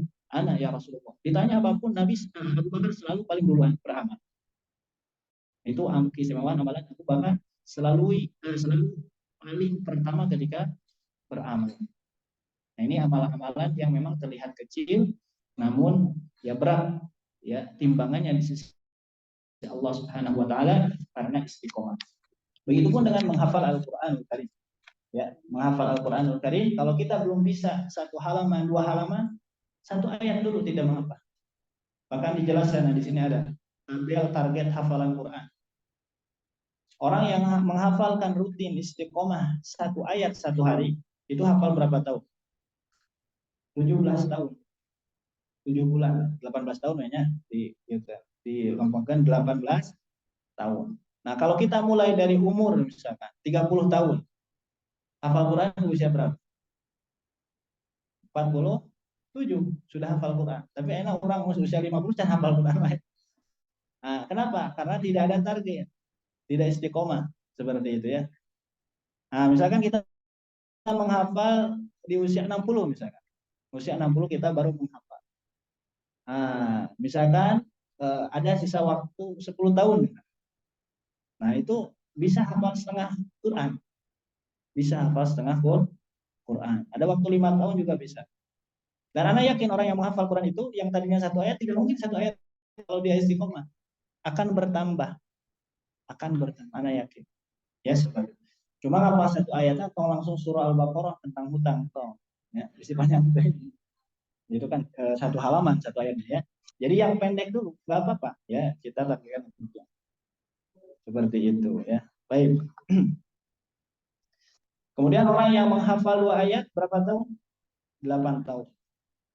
3 ayat 5 tahun. 4 ayat 4 tahun. Imam Asim belajar kepada Abu Abdurrahman As-Sulami Al-Quran 5 ayat 5 ayat. 5 ayat 5 ayat. Bahkan ada para ulama yang mengatakan saya diberikan jatah 1 ayat saja. Kalau bahasa Imam Syu'bah, 1 ayat saja diberikan jatah. Dan aku takut guruku itu wafat terlebih dahulu. Jadi sieun kitanya guruna wafat terlebih dahulu. Karena ngajarnya salit-salit gitu. Kira beresna. Istilahnya sih kayak gitu. Ya. Tapi memang zaman dahulu ketika belajar sedikit-sedikit itu mereka mempelajari bukan hanya bacaan saja, Mereka mempelajari asbabun nuzul dan lain sebagainya. Ya, jadi ahli Al-Qur'an, ahli tafsir seperti itu. Bahkan Imam Mujahid belajar kepada, misalnya di sini dicantum banyak, kepada Abdullah bin Abbas kalau tidak salah itu. Nah, itu di halaman berapa? Enggak ada halamannya. Dengan poin kedua, laqad aradtul Qur'an ala Ibni Abbas radhiyallahu anhu salasa aradatin. Beliau menghatamkan Al-Qur'an, menyetorkan Al-Qur'an, Imam Mujahid menyetorkan bacaan Al-Qur'an, ahli tafsir beliau ya. Menyetorkan Al-Qur'an kepada Abdullah bin Abbas radhiyallahu anhu salasa aradat, 3 kali setor. Jadi bukan hal yang tabu orang yang setoran 1 kali diulang-ulang lagi sampai beberapa kali, itu bukan hal yang tabu bagi mereka para ulama. Kita itu kan ketika belajar sering merasa sudah cukup, 1 kali setoran sudah cukup, lulus sudah setoran dewe. Hilaf ya hafalan gitu. Ya, zaman dulu itu tidak. Ketika mereka sudah menyetorkan 1 kali, setorkan lagi. Rugi, tidak rugi karena niatnya adalah ibadah seperti itu. Tapi kalau niatnya itu hanya sebagai hiasan dunia saja, ya, menyelesaikan kurikulum saja berkali-kali, itu akan merasa rugi. Hamur waktu. Ya, kok nanti juga gitu, hamur waktu. Ya, seperti itu. Padahal di sana nanti ada kebarokahan. Sampai 3 kali. Bahkan beliau mengatakan, aqifu inda kulli ayatin as'aluhu fi manzilah. Dan aku berhenti setiap 1 ayat, ya, kemudian bertanya kapan turun ayat tersebut. Nah, seperti itu. Ini metode para ulama di zaman dulu ketika belajar Al-Qur'an. Ya.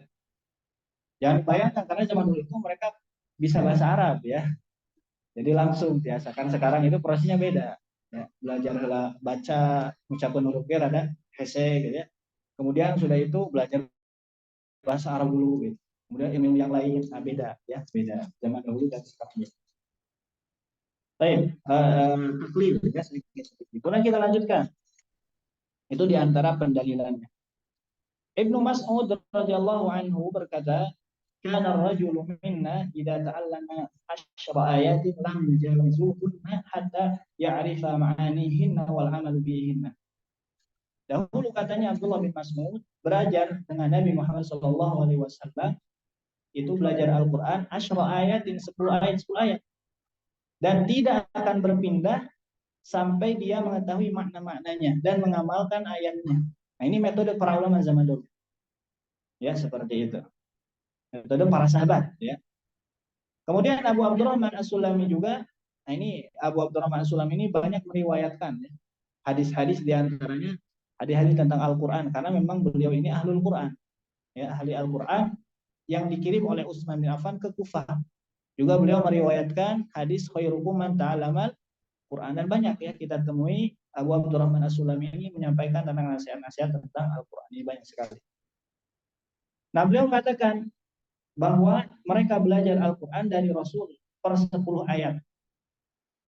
Ya, tidak akan masuk ke ayat yang lain, 10 ayat yang lain, kecuali mereka mengetahui pengamalan ya, apa yang dikandungnya. Hatta ya'lamu ma fi hadhihi ilmi wal amal, sampai dia tahu dan diamalkan. Qalu fa'alimnal ilma wal amal. Maka mereka mengatakan kami belajar ilmu dan amal. Ilmu dan amal. Ya, ini metode para ulama. Begitupun Abu Abdurrahman As-Sulami mengajarkan Al-Qur'an kepada Imam Asim 5 ayat, 5 ayat dikurangi porsi. Nah, seperti itu. Jadi itu yang pertama ya, metode menghafal itu yang pertama harus taklil sedikit-sedikit. Kemudian yang berikutnya adalah tikrar, diulang-ulang. Harus diulang-ulang. Atau kita sebut murajaah, diulang-ulang, banyak pengulangan. Apa dalilnya? Hadis Nabi. Ini jadi pendalilan oleh para ulama tentang takrir atau tikrar, tentang pengulangan. Para penghafal Al-Quran ini harus banyak mengulang. Abdullah bin Umar radhiyallahu anhu ya, pernah menyampaikan sebuah hadis dari Nabi Muhammad SAW, innama masalu sahibil Quran kamasalil ibil al-mu'allaqah. Itu sesungguhnya orang yang menghafalkan Al-Qur'an, sahibul Qur'an bagaikan unta yang diikat. Ya. Inna ahada 'alaiha amsakaha wa in atlaqaha. Unta itu tidak akan jika diikat tidak akan lari, amsakaha. Wa in atlaqaha zahabat. Tapi ketika kita biarkan ya tanpa diikat maka akan pergi. Ini diibaratkan hafalan. Hafalan ini kalau kita rajin pengulangan itu akan ada di dalam hati kita. Tapi jarang mengulang, jarang murojaah akan pergi hafalannya. Akan lupa. Nah, bagaimana cara pengulangannya? Wa idza qama shahibul Qur'an faqara'ahu bil lail wan nahar. Ya dzakara wa idza lam yakun bihi nasiyah. Nah, di sini jelas sekali bahwa dikatakan apabila shahibul Quran, para penghafal Al-Quran membacanya di waktu malam dan siang, dia akan mengingatnya. Ini cara murojaahnya itu harus membaca di siang atau di malam hari. Cara mengingatnya, cara murojaahnya demikian. Di siang hari membaca, di malam hari di dalam sholatnya diulang-ulang. Ini diantara sifat para penghafal Al-Quran. Ya, wan nahari dzakarahu. Ya. Kemudian wa idza lam yakun bihi nasiyahu, dan apabila jika tidak melakukannya demikian maka nasiyahu akan lupa. Nah, ini jadi kunci ya bagi kita para penghafal Al-Qur'an yang harus kita tanamkan ketika kita menghafal Al-Qur'an, ini harus sering membaca diulang-ulang di siang atau di malam hari. Seperti itu. Baik. Kemudian juga dikatakan oleh Imam Ibnu Mujahid, tadi sudah dijelaskan, beliau bahkan mengulang-ulang setorannya kepada gurunya Abdullah bin Abbas berkali-kali sampai 3 kali. Ya, seperti itu. Bahkan dikatakan juga oleh Ibnu Jauzi rahimahullahu taala, di antara thariqah untuk menghafal itu kasratul i'adah, yaitu memperbanyak pengulangan. Bahkan dikatakan juga oleh para ulama yang lain, Al-Hasan bin Abu Bakar An-Naisaburi, beliau mengatakan la yahsulu al-hifz hatta yu'adu 50 marrah. Tidak akan mendapatkan hafalan sampai diulang-ulang 50 kali. Dan orang ini nanti berbeda-beda, tiap orang beda-beda, ya. Kadar pengulangannya. Ada yang 20 kali sudah hafal, ada 50 kali belum hafal, ada yang 100 kali bahkan belum hafal. Nah, biasanya kalau tidak hafal ini biasanya tidak fokus, Orang yang fokus menghafal Al-Quran itu biasanya membutuhkan waktu 1 jam saja. Kita berikan waktu 1 jam tapi fokus. Fokus itu tidak memikirkan hal-hal yang lain, pemikiran hutang, gitu ya. Tidak memikirkan urusan dunia. Fokus menghafalkan saja. Dan itu kata guru saya, ya, menghafal 1 jam fokus itu lebih baik daripada menghafal berjam-jam yang terus menghafalkan tapi terfokus. Itu lebih baik 1 jam fokus. Ya, jadi kalau kita baca Al-Quran, cari tempat terbaik di mana? Kata para ulama, masjid. Bahkan kata para ulama, jangan menghafal di yang mengaburkan konsentrasi, kefokusan. Misalnya ngapalkan di alam, itu salah itu. Ngapalkan baru ningali gunung. Wah, jadi buyar konsentrasinya nanti. Ya, menghafal Quran ayat lauk di ayat balong lauk ngalian lauk kayak mau ngapalkan Quran. Nah, itu mah liburan, ya, bukan. Jadi menghafal Quran ini tempat terbaiknya dalam masjid. Pergi ke masjid, bawa mushaf, wudhu terlebih dahulu, menghadap kiblat, bismillah hafalkan Quran, fokus 1 jam. HP simpen. Nah, gitu. Kalau ayah HP susah. Ya, kalau ada HP itu susah. Ya, susah ada HP itu menghafal Quran. Baik, seperti itu.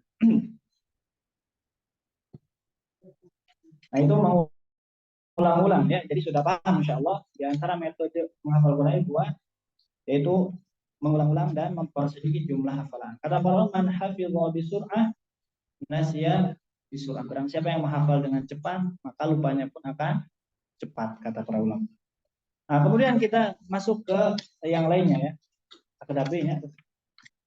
Apa itu para penghafal Quran? Siapa para penghafal Quran? Nah, di dalam hadis dikatakan istilah para penghafal Quran ini disebutkan dengan ahlul Quran.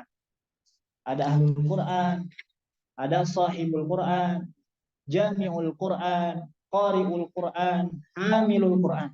Itu istilah-istilah. Istilah-istilah para penghafal Quran.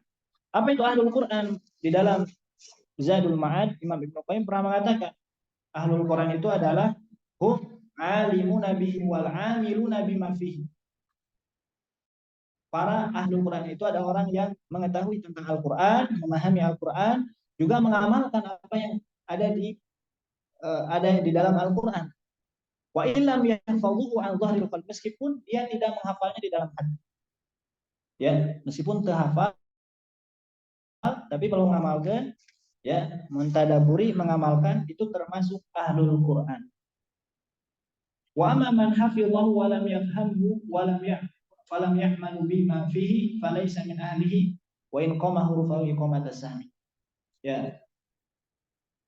Dan adapun jika orang tersebut menghafalnya tapi tidak memahaminya, dan juga tidak mengamalkan isi kandungan yang ada di dalam Al-Quran, falaysa min ahlihi, bukan termasuk ahlul Quran. Ya. Wa in aqama hurufahu iqamatas sahmi, meskipun huruf-hurufnya itu ditegakkan setegak anak panah. Seperti itu. Ya. Jadi memang ini bukan menafikan menghafal Quran, bukan. Ini hafalan Quran ini harus dilengkapi gitu. Hafalan Quran ini harus dilengkapi dengan amal, dengan pemahaman. Nah, gitu. Jadi pemahamannya jangan saya tuh ngapalkeun. Nanti bukan seperti itu. Pemahamannya itu melengkapi apa yang kita hafalkan dengan amal dan juga dengan pemahaman. Kemudian apa itu sahibul Quran? Sahibul Quran itu kata para ulama Al-Mubarakfuri mengatakan ai man yulazimuhu bitilawati wal amal. Yaitu sahibul Quran itu yang disebutkan di dalam hadis, ya. Itu orang-orang yang melazimkan, senantiasa melazimkan membaca dan pengamalan. Baca diamalkan, baca diamalkan. Pahami, baca, amalkan. Tilawah itu baca dan pemahaman, ya. Kemudian amal, dan yang keduanya adalah amal. Bahkan di dalam Al-Quran, warattilil Qur'ana tartila, maknanya bukan hanya baca saja, pengamalan. Bahkan di dalam Al-Quran yang disebutkan haqqa tilawah itu, hak tilawah itu diantaranya adalah baca dan pengamalan. Ya, seperti itu. Kemudian apa itu jami'ul Quran? Qari'ul Quran. Nah, lihat di sini dalam hadis yang panjang yang nanti oleh Allah Subhanahu wa taala yang pertama kali diseret ke dalam api neraka itu diantaranya 3 orang yang beramal dengan amalan yang besar. Diantaranya adalah para qari'ul Quran, para alim ulama. Nah, lihat pertanyaan nanti di yaumul qiyamah oleh Allah dipertanya kepada para qari'ul Quran. Apa pertanyaannya? Pertanyaannya apa? Famadza amilta fi ma'allimta. Nah, itu pertanyaannya. Allah bertanya kepada para qari'ul Quran, ya, apakah engkau telah mengamalkan apa yang engkau ketahui? Nah, gitu. Jadi pertanyaannya itu tidak sudah berapa kali hatam, sudah berapa banyak yang dihatamkan qiraat dari Al-Qur'an. Ya, justru pertanyaannya itu sudah diamalkan atau belum? Nah, gitu. Diamalkan tidak? Maka qari itu nanti menjawab, kuntu aku mubihi al-lail wa ana an-nahar. Aku, katanya, ya, sholat, membaca Al-Quran di malam hari, di siang hari. Ya, ya, maka dikatakan kadzabta. Ya, bohong. Kau bohong karena engkau belajar Al-Quran itu bukan karena Allah, tapi karena ingin disebut seorang qari. Meskipun dia baca Al-Quran siang malam. Tapi kalau imannya rusak, maka rusaklah amalannya. Maka itulah yang dimaksud dari belajar iman dulu sebelum Al-Quran. Ketika kita menghafal Quran, perbaiki dulu keikhlasan kita, niat di dalam belajar, terus belajar Al-Quran. Ya, seperti itu. Ketika kita mengajarkan Al-Quran, perbaiki dulu niat kita di dalam hati, ya, kemudian belajar Al-Quran. Seperti itu. Kemudian berikutnya adalah hamilul Quran. Hamilul Quran. Apa itu hamilul Quran? Al-alimuna bi ahkamihi wa halalihi wa haramihi wal amiluna bima fihi. Ya, mereka adalah yang mengetahui hukum-hukumnya halal haram, yang mengamalkan isi kandungannya. Jadi intinya para penghafal Al-Qur'an ini, ya, kalau secara bahasa hafidha yahfazu, ya, berasal dari al-hafidh. Hafidh ini kan dari sin fa'il. Hifdhan masdarnya berasal dari kata hafidha yahfazu. Apa artinya? Lawan daripada lupa. Al-hifdhu itu lawan daripada an-nisyan, lupa. Maknanya apa? Menjaga. Istadharahu atau memunculkan hafalannya, mendekatkan, ya, menjaga. Adapun secara istilah, ya, menghafal Al-Quran itu, hafalan Al-Quran itu ada apa? Hifdzur riwayah an dhahril qalbi wa hifdzud dirayah wal fahmi wa hifdzur riayati wa tatbiqi wal imtisal.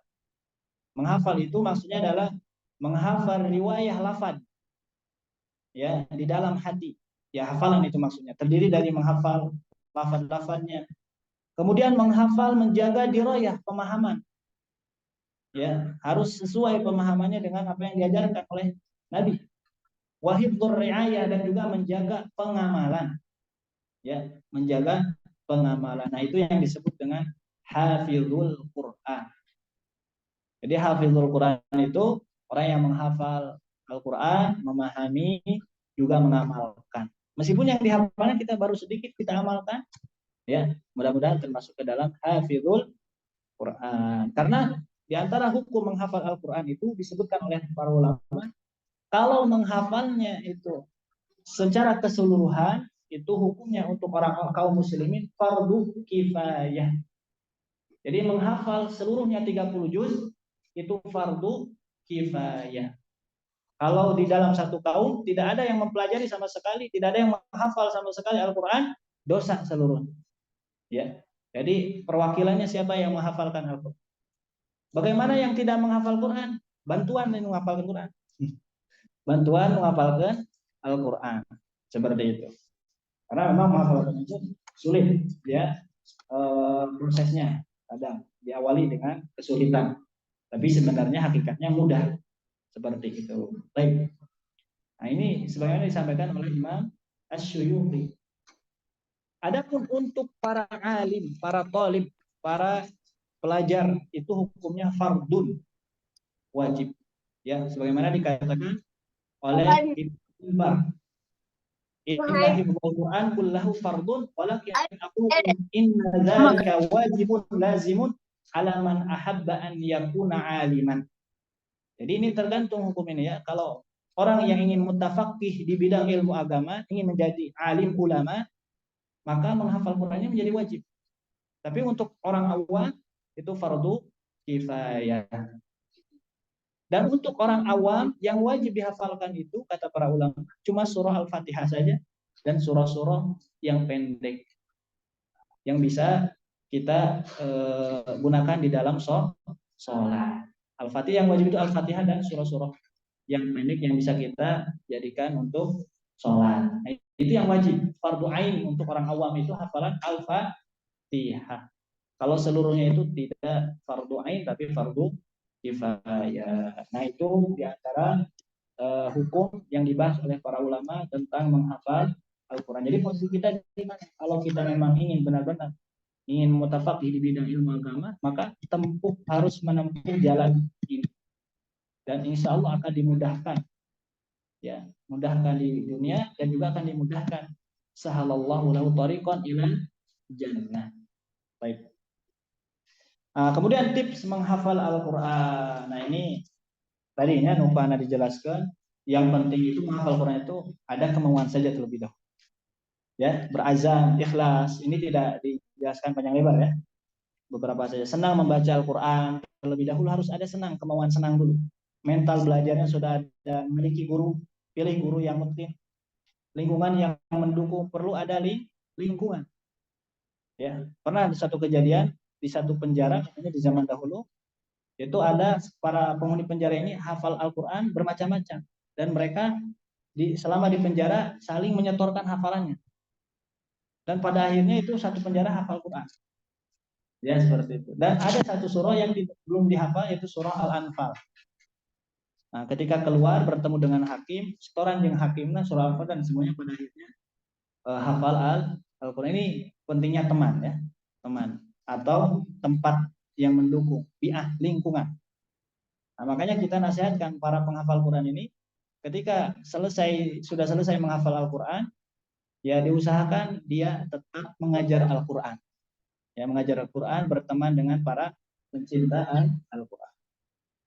Teman yang baik, target yang jelas, punya target tadi ya disebutkan. Nah, di kolom yang tadi. Kita targetnya mau yang mana? Ya, seperti itu. Yang berapa ayat kira-kira? Satu ayat, tenanawan, 17 tahun insya Allah ya.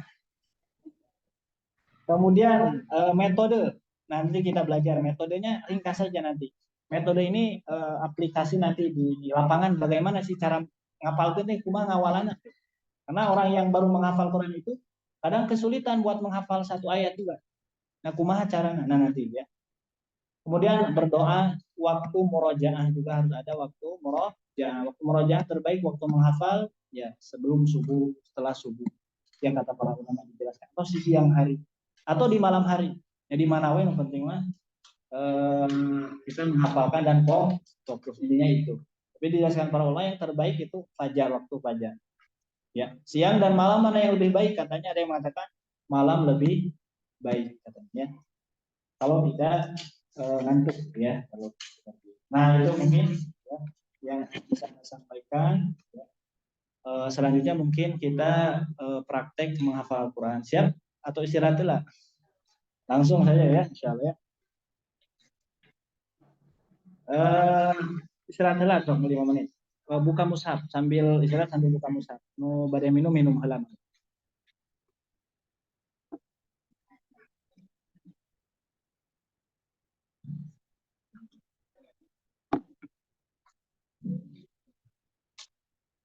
Memang menghafal Al-Quran itu punya keinginan harus dipaksa juga. Misalkan dipaksa seperti ini, anak gambarkan. Hafalkan Quran untuk dihafalkan ditembak gitu dah. Hafalkan waktu saja satu halaman untuk dihafalkan bakal ditembak, bakal hafal Quran.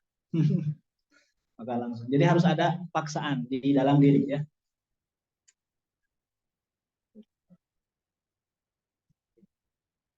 Oh, saya nggak